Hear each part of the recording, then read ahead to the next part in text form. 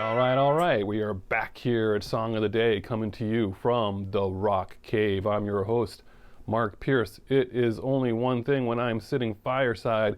It must be Slowdown Sunday. So sit down, pour that coffee, give a listen, and you've got homework to do this morning wherever you are. Hope you're enjoying this week in the cave, another epic week of artists. We covered a little bit of everything this week, and looking forward to next week as well, so stay tuned. Always more coming down the pike. I'm excited for today's record. Great record, actual anniversary today. We're going back to 1979. Rickie Lee Jones puts out her debut record when she goes from nobody to somebody really fast. So let's talk about that for a minute. She was born in 1954 in Chicago. Interesting story as a kid. I mean, it's just like reads like a novel. Her grandparents were in vaudeville. Her father was a singer, painter, played the trumpet. Mother was raised in an orphanage until she was old enough to move out. Her brother lost a leg in a motorcycle accident. She did some amateur rodeo work. She moved from town to town. She went to Arizona, which was a huge influence on her life, being around horses, which come out in some of her work. She ended up in Olympia, Washington, and by the time she was 19, she was playing coffee houses and bars in LA. And then she was in Venice by the time she was 21, getting a lot of traction. She had a 4-song demo that was floating around. Soon enough, a bidding war ensued, and she signed with Warner Brother Records. That debut record, again, she just put this thing out, and it was like a rocket. I mean, she put this record out. It went to number 3 eventually and got 4 Grammy nominations that year. She won one for Best New Artist. But she put this thing out. There's some guest stars on this record. So she had met Tom Waits at the Troubadour. They were actually dating at the time. One after that, and on this record are Dr. John, Michael McDonald, Randy Newman. I mean, this is quite a production for a first record.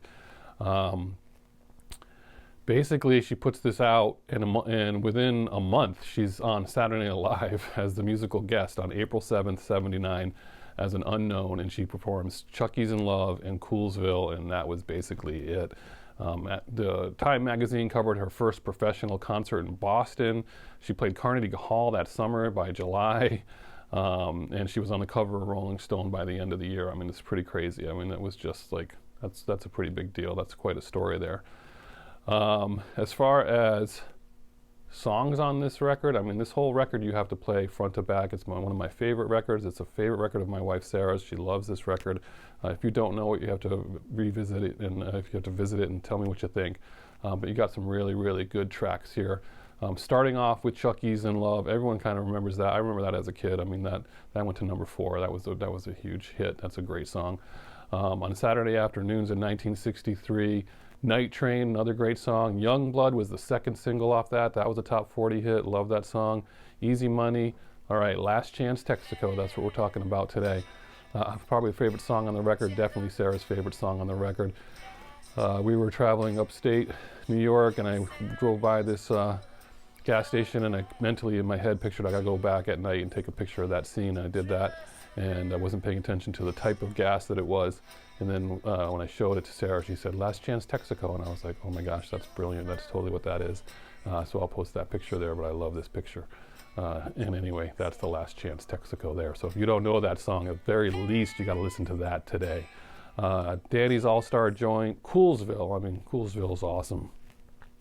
What else we got? Weasel and the White Boy, cool. And there's another one on there, right? After Hours? Yeah. So this album, front to back, play it. A lot of good stuff that she did later on. One of my favorite albums from her is called Flying Cowboys. If you don't know that one, check it out. Rodeo Girl is just like an awesome song off that record, but she's got a lot to explore for music. But today we're talking about her debut album of Rickie Lee Jones. Post your comments below. I want to hear about Rickie Lee Jones. I saw her in concert sometime in the late 80s, I believe. I saw her at a folk festival at the Tweeter Center. I don't know if it was called Tweeter Center, but that's what it was in Mansfield, Mass. I remember that well. Anyway, hope your Sunday is awesome today. Tell me your music stories about Rickie Lee Jones. There's lots of good stuff coming up next week, so stay with me. Have a good one, and as usual, let's check on the good side.